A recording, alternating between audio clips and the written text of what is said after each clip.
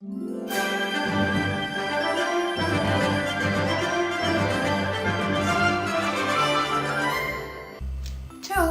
Alors, voici notre deuxième semaine confinée qui vient de se terminer. Et c'est pas fini pour l'instant parce qu'on va être confiné au moins jusqu'à Pâques. Donc depuis cette semaine, on a commencé à suivre un cours en accéléré qui s'étale seulement sur 2 semaines, donc il se compose de 4 cours. Et dans ce cours, on nous a parlé de grammaire, d'histoire et de culture italienne. Et dans l'un de ces cours, on a vu 10 gestes typiquement italiens. Donc, comme vous le savez sûrement, les Italiens ont la réputation de beaucoup s'exprimer avec les mains, de faire beaucoup de gestes lorsqu'ils parlent. Et du coup, ça va être le sujet de la vidéo d'aujourd'hui. Avant de commencer, je vais vous partager une petite anecdote qu'on a vue également dans ce cours. C'est que Turin a été la capitale de l'Italie de 1861 à 1865, avant que ce ne soit Florence, puis Rome, comme vous le savez aujourd'hui. Sans plus attendre, c'est parti pour 15 gestes des Italiens. Le premier, c'est un geste que tout le monde connaît, qui est très utilisé pour imiter les Italiens, c'est celui-ci. Celui-ci, quand on imite un Italien, tout le monde fait ça. Et en fait, ce geste est vraiment utilisé, mais pas pour tout. Il y a d'autres gestes différents. Celui-ci, il est utilisé surtout pour les questions qu'est-ce que t'en penses ou qu'est-ce que tu dis, quand, pourquoi. Et donc, c'est de cette façon qu'on utilise ce geste-là. Le deuxième, c'est quand il n'y a plus rien. Par exemple, est-ce que tu peux me prêter des sous? Ah bah non, j'ai plus de sous. Ça va être ce geste-là, ou alors avec les deux. Par exemple, est-ce qu'il reste du vin? Non, il n'y a plus rien. Et donc, c'est vraiment ce geste-là, avec une ou deux mains. Le troisième, c'est pour répondre à quelque chose quand vous vous en moquez. Par exemple, si on vous dit « Tu savais que ton ex s'était marié ?»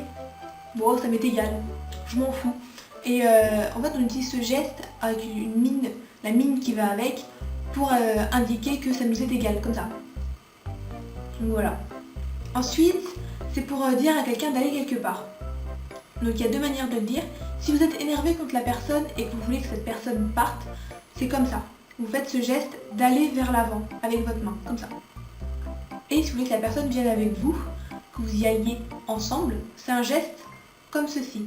Vous avez les doigts plutôt refermés, un peu en U, et vous faites le geste d'aller vers vous, pour y aller ensemble. Comme ça. Il y a une autre façon de dire d'aller quelque part, c'est celle-ci. Donc celle-là, elle dépend de l'expression du visage, elle peut être agréable ou non. Ça dépend vraiment de l'expression du visage qui est utilisée, et sinon c'est ce geste-là. Voilà, que vous avez peut-être déjà vu en France aussi. Après, pour demander à quelqu'un s'il a peur, il y a aussi deux façons. Donc la première, comme ça, t'as peur, hein. Ou la deuxième, que vous avez déjà peut-être fait vous-même, comme ça, t'as peur, hein. Voilà. Ensuite, on va faire un lien avec la nourriture, encore une fois. En fait, les Italiens, quand ils mangent, ils aiment beaucoup s'exprimer lorsqu'un plat était bon. Et du coup, ils vont aussi utiliser des gestes pour s'exprimer. Donc par exemple, pour dire que c'était bon, ils peuvent faire ça. Donc ça, c'est un geste qui est plus utilisé pour les enfants, comme ça. Sinon, il y a aussi un geste comme ça, pour dire que c'était très bon. Voilà. Ce geste-là, vous le connaissiez peut-être, sans le savoir. Donc voilà.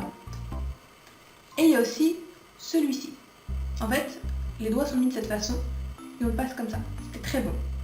Et si vous avez faim et que vous voulez manger un plat de spaghettis, en Italie, vous pouvez utiliser seulement deux signes. Celui-ci.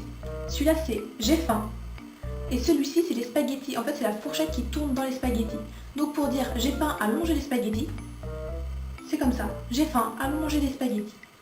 Ensuite, s'il y a quelqu'un que vous ne supportez pas ou quelque chose que vous ne supportez pas, vous avez ce geste-là.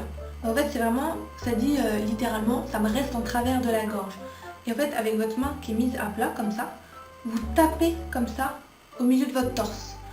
Et Erika, tu l'aimes bien? Bon, ça me reste là. Voilà, c'est un peu ça que ça veut dire.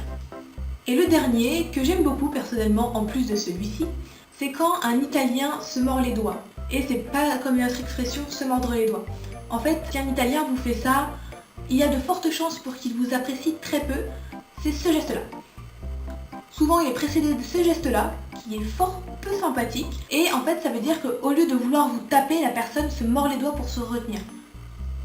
Voilà, donc elle est énervée, elle se retient en fait. Voilà. Donc c'était 15 gestes italiens que j'ai voulu partager avec vous pour aujourd'hui. En attendant, je vous souhaite une bonne journée et à la semaine prochaine.